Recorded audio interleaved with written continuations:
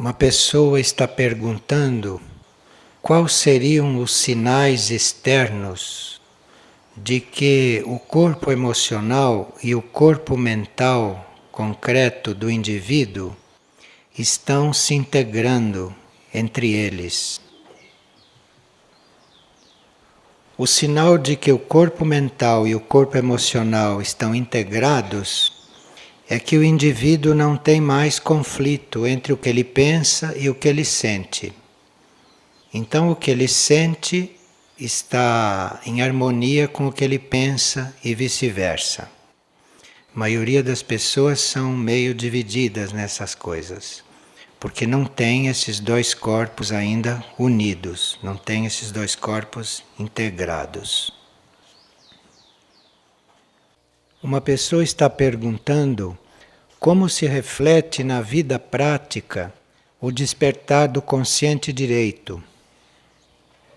Quando o consciente direito começa a despertar, há um desenvolvimento da intuição. A pessoa vai se tornando mais intuitiva.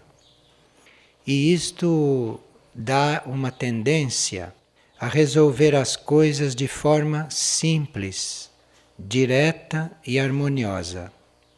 Então, quando a gente é simples, direto, harmonioso, sem complicação, quer dizer que o consciente direito já está se desenvolvendo e já está sendo aplicado. E se nós podemos falar alguma coisa a respeito das pessoas que estão sendo abduzidas desde 1988, não há casos desses desde 1988.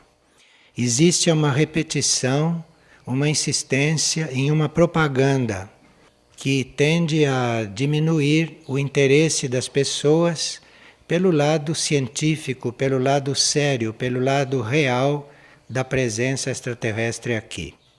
Mas desde 1988 que houve um movimento e a Terra foi fechada para a presença de todos os extraterrestres negativos.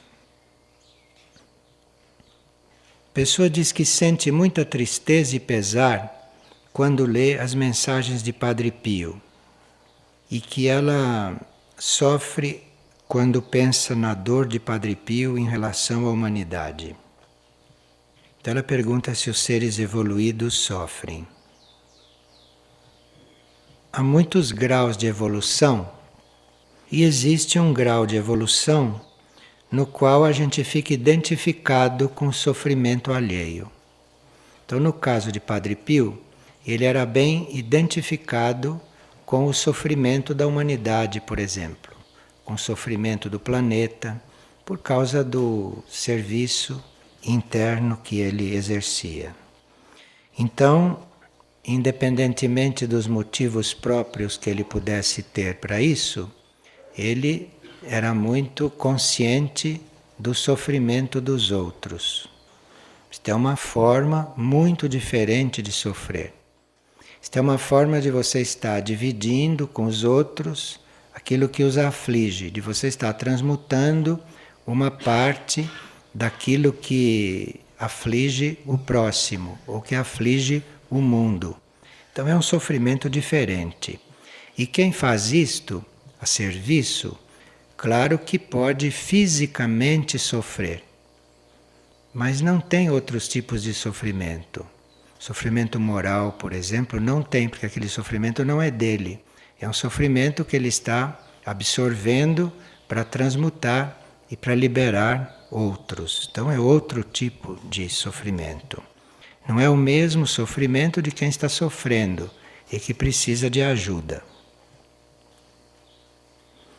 E uma outra pessoa pergunta por que Padre Pio fala muito de alma e nunca fala de mônada.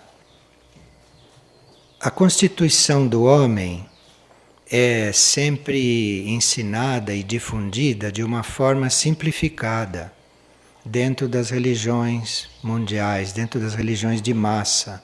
Isto para facilitar a compreensão. Então, as religiões falam do núcleo interno que é mais próximo da consciência humana, que é a alma. Dificilmente uma religião fala de mônada. Às vezes chama a mônada de espírito, para dar uma abertura.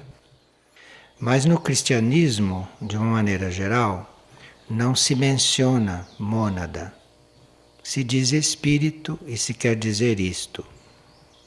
E na página 87, 88 e 89 do glossário esotérico, existe a constituição completa do homem e ali a pessoa vai ver ao que Padre Pio se referia e qual era a intenção de falar de alma, porque este é o nosso núcleo mais próximo e com o qual nós podemos nos identificar.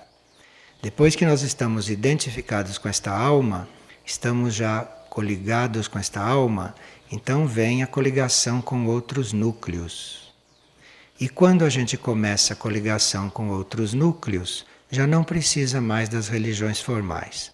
Então as religiões formais não têm por que falar nos outros núcleos, mesmo porque a maioria das pessoas iria se confundir com estas coisas e não ia ser muito ajudada.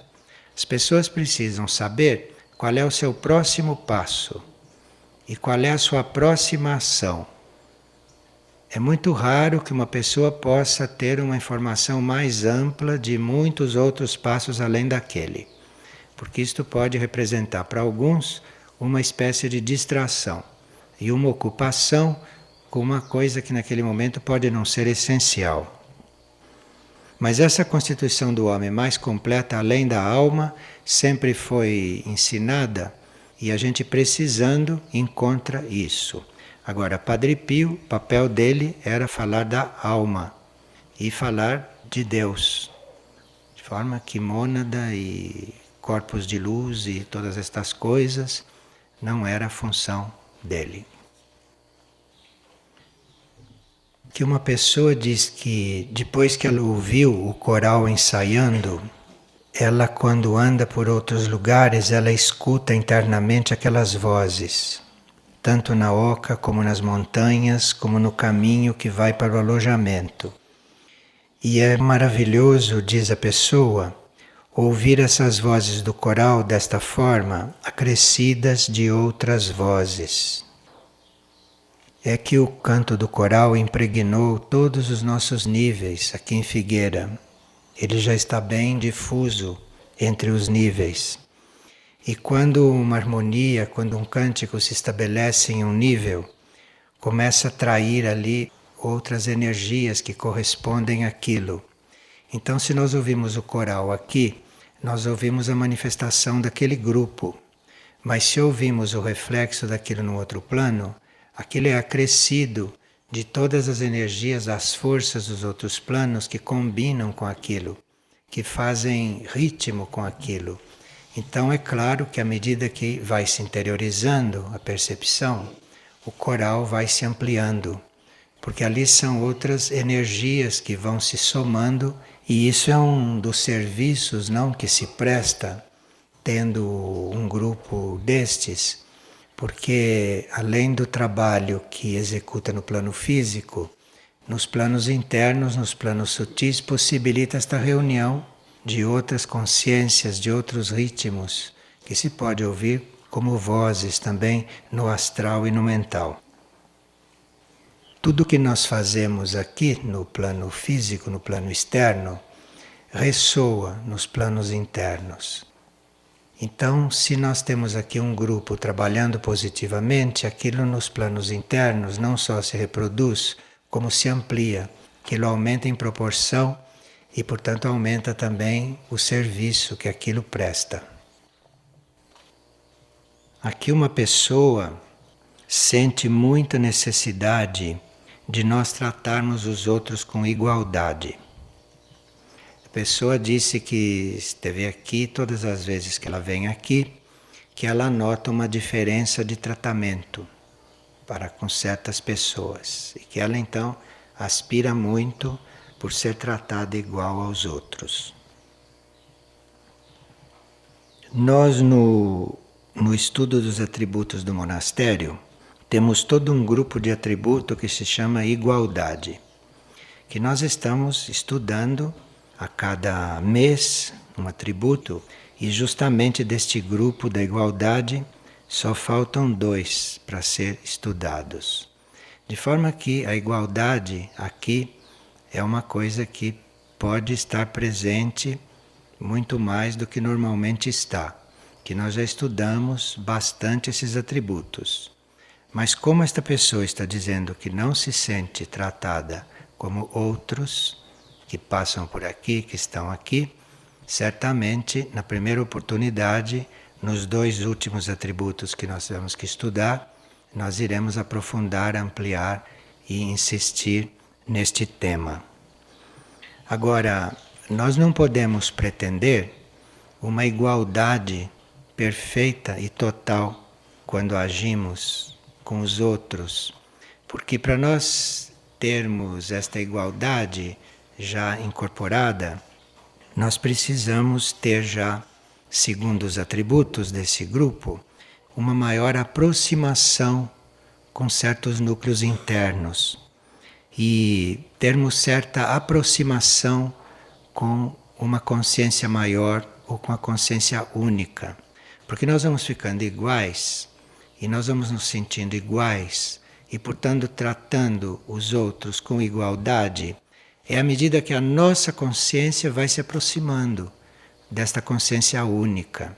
Enquanto nós estamos nessa consciência humana fragmentada, é natural que se faça diferenças. Se faça diferenças de tratamento, se faça diferenças de amor, de concepções. Isto é natural. Então, esta igualdade só começa a surgir no ser quando ele começa a ter aquilo que os atributos da igualdade chamam de encontro maior, o encontro nosso com o núcleo maior nosso, quando nós cruzamos certos portais, isto é, quando damos certos passos, é aí que vamos conhecendo a igualdade e é aí que vamos aplicando esta igualdade. E isto é um caminho e claro que nós, embora não estejamos ainda em contato com a grande consciência e não cruzando certos portais, podemos ir trabalhando esta igualdade para atrair isto e para aplicar. Porque há certas coisas que são simples, não? Dentro da igualdade. Dentro da igualdade são simples, porque se você está bem conectado dentro de você com seus núcleos superiores, provavelmente você vai olhar a todos da mesma forma. Você não vai apagar a luz dos seus olhos diante de uma pessoa e acender a luz dos seus olhos diante de outra pessoa. Isto é falta de viver a igualdade em si, porque todas as pessoas não só têm direito, como precisam da luz dos olhos do outro. Mas esta igualdade só se vai conseguir quando se tem um contato maior. Porque nesses níveis mais profundos, nesses níveis maiores, não há tanta heterogeneidade. E é ali, com contato disto, que nós vamos aprendendo a ser iguais. Iguais a todos, neste sentido que a pessoa está buscando. Mas claro que aqui nós estudando esses atributos, nós estamos buscando isto. E aquelas pessoas que não se sentem tratadas iguais a outras, podem ajudar a quem não as está tratando igualmente a ver isso, a perceber. Pode ajudá-los, pode chamar a atenção, mostrar. Isto vai ajudar que a gente desenvolva esses atributos tão buscados. E aqui uma pessoa teve um sonho que ela acha que pode contribuir de alguma forma para nós compreendermos o novo momento do trabalho de saúde e cura aqui em Figueira. Antes dela adormecer, ela tinha uma interrogação. Ela estava se perguntando qual seria o caminho e qual seria a trajetória do trabalho de cura neste momento aqui. Então ela sonhou, em seguida, com um caminho luminoso. E em um nível mais abaixo, quase encostando no primeiro caminho, havia um outro, também luminoso, mas que deixava aparecer em vários pontos vestígios do chão. Então, num caminho luminoso não se via o chão de terra, mas no segundo caminho luminoso havia vestígios do chão, se via pedaços da terra que estavam por baixo daquela iluminação. Aos poucos, esse nível mais baixo, esse caminho que mostrava a terra, ia subindo até chegar no mesmo nível do primeiro. E ambos os caminhos se uniam, transformando-se em uma única via, mais ampla, mais homogênea e sem distinção. Um caminho só. E ela percebia este caminho sem fim, projetando-se para o horizonte. Então, este primeiro caminho luminoso é a cura interior simples e pura, que faz parte do trabalho de saúde e cura aqui. E o caminho luminoso, com vestígios de chão, de terra, é o trabalho de saúde e cura diante dos processos kármicos das pessoas, diante das coisas kármicas que as pessoas trazem. Então, o caminho luminoso que diz respeito aos tratamentos kármicos, aos tratamentos de saúde, este deve subir e se unir com o outro para que se possa fazer o verdadeiro trabalho de cura, que não é um trabalho de saúde. Então, a palavra saúde, nesse setor, diz respeito a este caminho luminoso através do qual se vê a terra, se vê o chão. E a palavra cura diz respeito ao outro caminho, ao caminho que é pura luz e que não se vê o chão. Então, nós teríamos que passar por esses dois níveis de trabalho. Enquanto estamos tratando, através do setor de saúde, das nossas coisas kármicas, das nossas coisas físicas, corporais, nós teríamos que dar a máxima colaboração a esses tratamentos, que é para o tratamento poder se elevar e nós chegarmos então ao caminho da cura, que é a outra palavra desse título, porque chama-se setor saúde e cura. Isto é, quando a gente está liberado no trabalho de cuidar das coisas mais kármicas e mais materiais, mais vitais, mais humanas, então se começa um trabalho de cura, se começa a trilhar um outro caminho. E nós temos que cuidar desses dois níveis ao mesmo tempo. Os dois podem estar presentes, na maioria dos casos. Então vocês observaram que a proposta de vida aqui, tanto daqueles que estão aqui mais estáveis quanto aqueles que estão de passagem, inclui uma simplificação do karma. Então aqui nós procuramos simplificar o karma enquanto estamos aqui e não complicar o nosso karma, justamente para podermos ter esta cura kármica mais rapidamente possível e podermos entrar nesse outro caminho luminoso, que é o caminho desta união com o nosso espírito.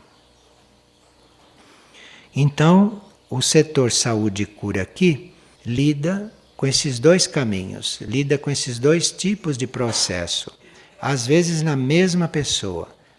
E em alguns indivíduos ainda não cuida do segundo, cuida do primeiro. Cuida do primeiro porque certos fatos kármicos ou físicos são muito fortes.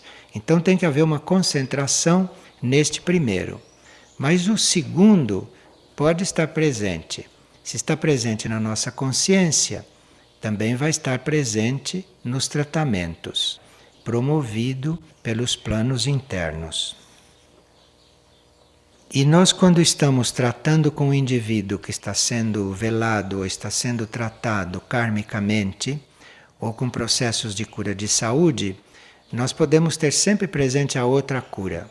Podemos ter sempre presente o outro caminho, porque aí a outra cura, a cura espiritual, a cura interna, tem possibilidade de já ir se preparando, ou de, numa certa proporção, já ir acontecendo.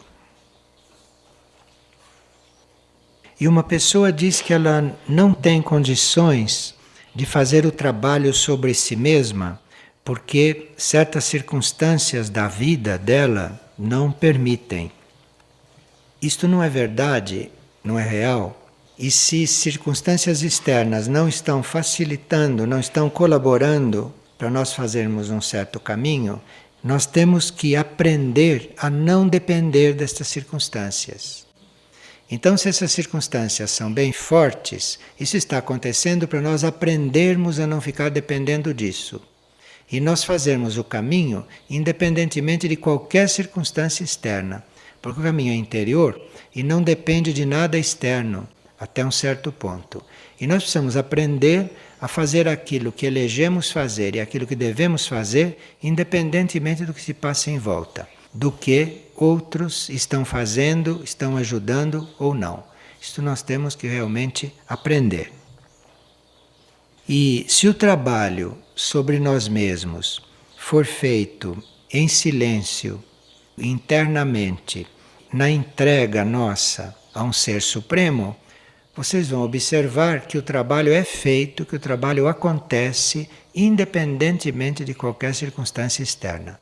Mas isso depende de nós, não depende das circunstâncias, não.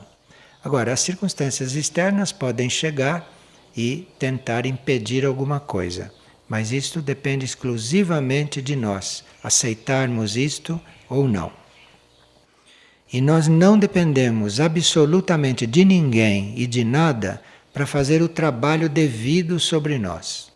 Porque isto é uma coisa entre nós e os nossos corpos, ou entre nós e a nossa vida. Isto não depende de outros e não depende de nenhuma circunstância. Em geral, quando há esse trabalho, as circunstâncias começam a se adaptar. E quando há este trabalho apoiado pelo Espírito, não há ninguém que consiga impedir isto. De forma que a coisa é sempre conosco. Aqui uma pessoa diz que ele encontra muita afinidade entre o ensinamento do Agni Yoga e tudo o que ele lê aqui e o que se diz aqui. E ele então está perguntando se esses livros publicados aqui e se todo o trabalho que se faz aqui são Agni Yoga. Aqui se faz um trabalho tríplice, em 3 planos ao mesmo tempo, sendo que 2 planos nós fazemos bem conscientemente. Agora, o 3º plano, este de entrar em atividade interior, isto não depende de nenhum de nós conscientemente, então está no programa de uma forma ideal, mas não há nada de concreto que garanta que isto está acontecendo no indivíduo, porque isto já é um amadurecimento do indivíduo.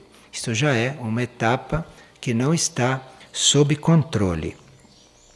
Então aqui nós trabalhamos em 3 planos, ou o trabalho acontece em 3 planos.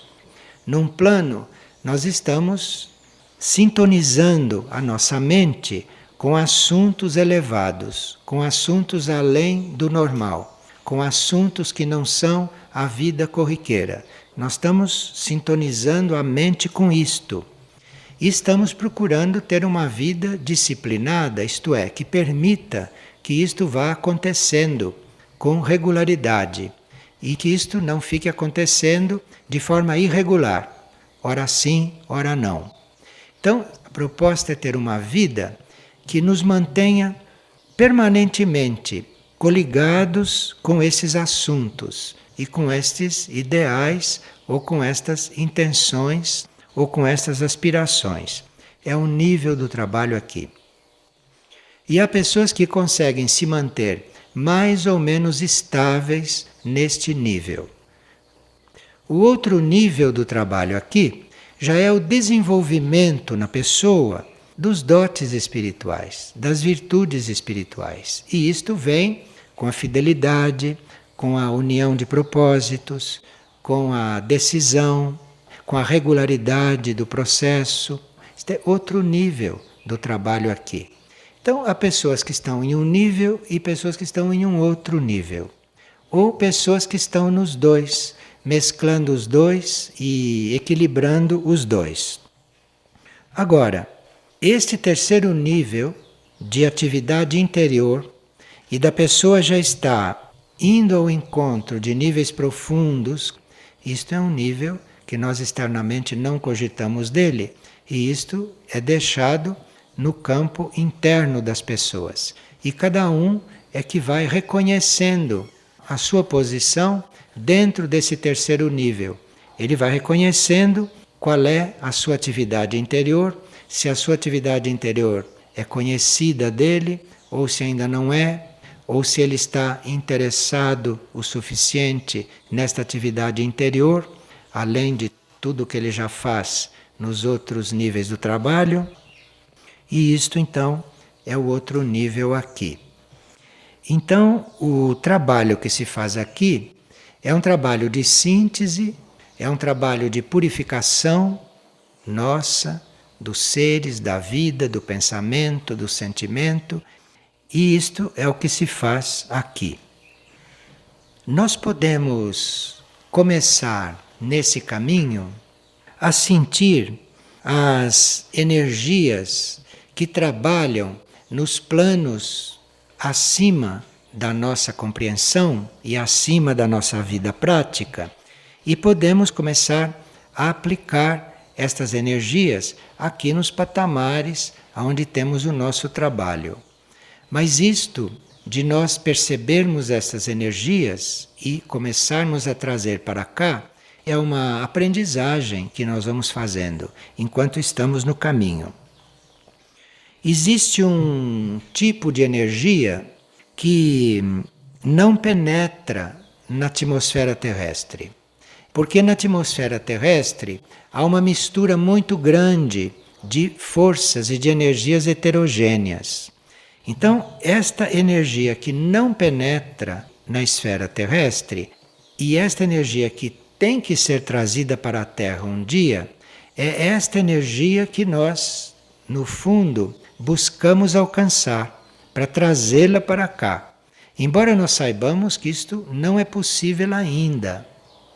Então, esta energia, que é uma energia muito original e que diz respeito aos modelos de tudo que deve acontecer na Terra, isto não penetra totalmente nas camadas terrestres, e quem faz este caminho que foi descrito é um ser que pode ir trabalhando para isso, ou que pode ir se oferecendo para trazer esta energia para cá. Isto é um tipo de eletricidade. Isto é uma energia que se aproxima do que nós conhecemos por eletricidade. Então nós não podemos insistir para que isso aconteça com as pessoas e na vida das pessoas, porque o organismo destas pessoas, o organismo mental, o organismo astral, os corpos da pessoa, principalmente o corpo mental, pode não se adaptar de imediato a esta eletricidade.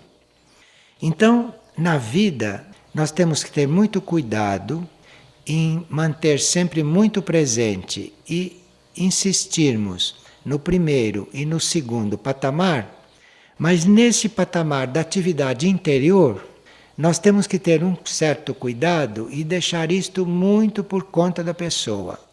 Porque qualquer superestimulação através desta eletricidade que existe, pode então prejudicar o equilíbrio da pessoa. Então isso tem que ser deixado a cargo da alma do indivíduo, do ser interior do indivíduo e dos critérios da pessoa.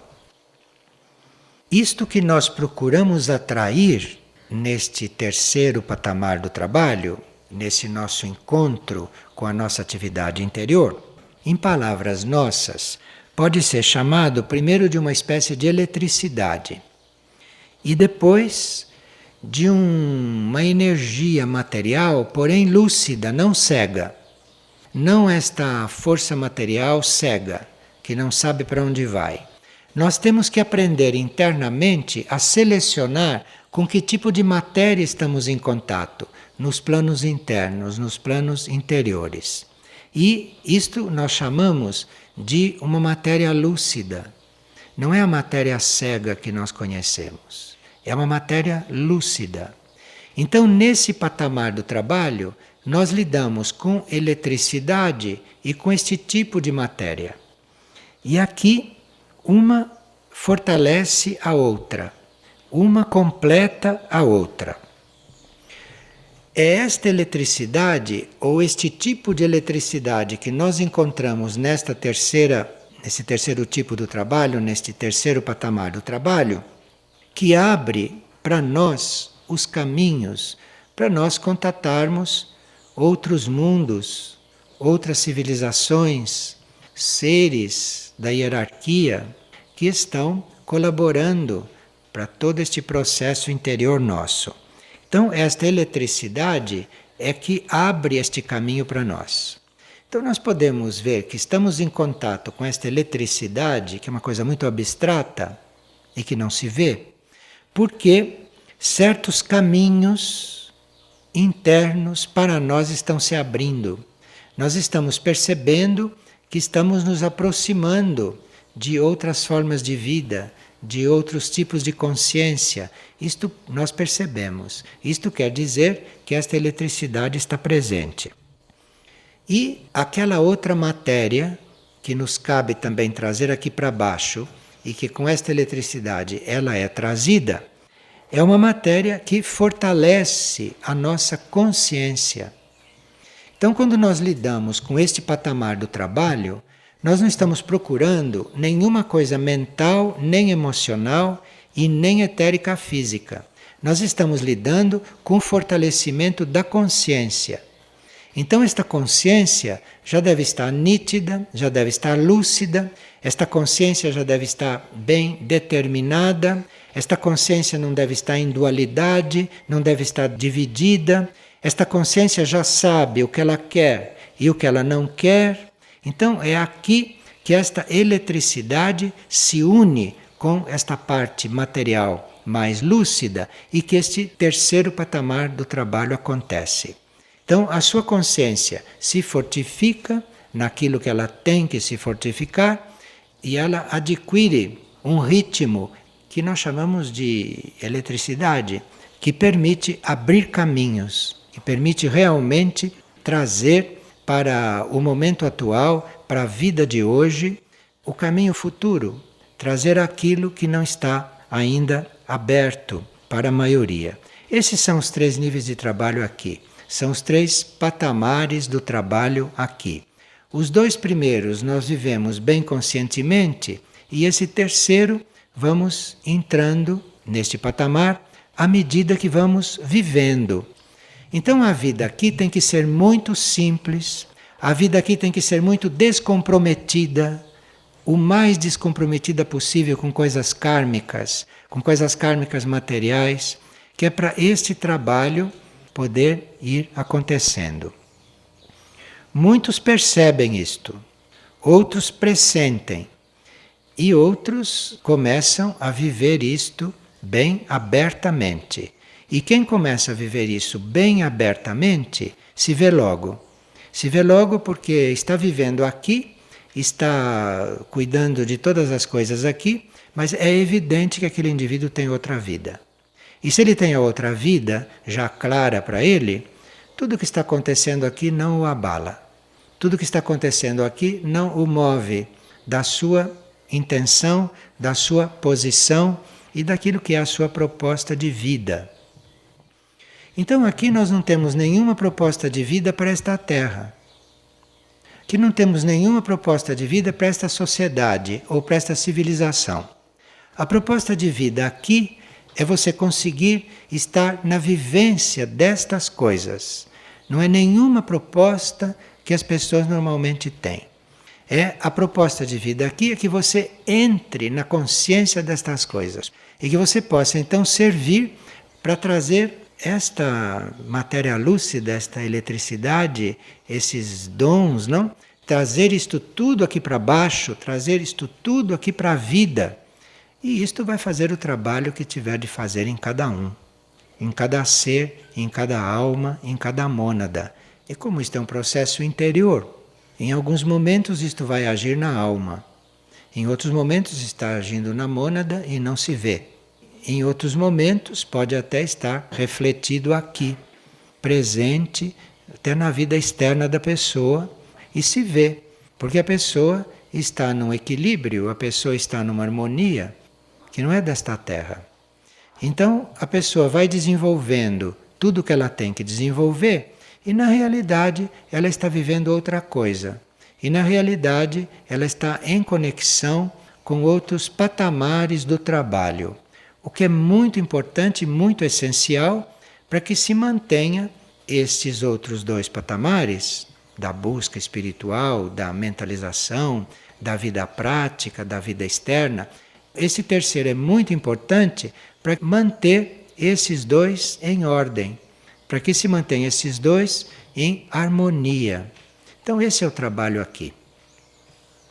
Porque uma pessoa que está vivendo vida interior pode não saber o que está acontecendo, mas ela tem uma base, ela tem uma coisa segura dentro dela, que ela não sabe o que é a vida interior.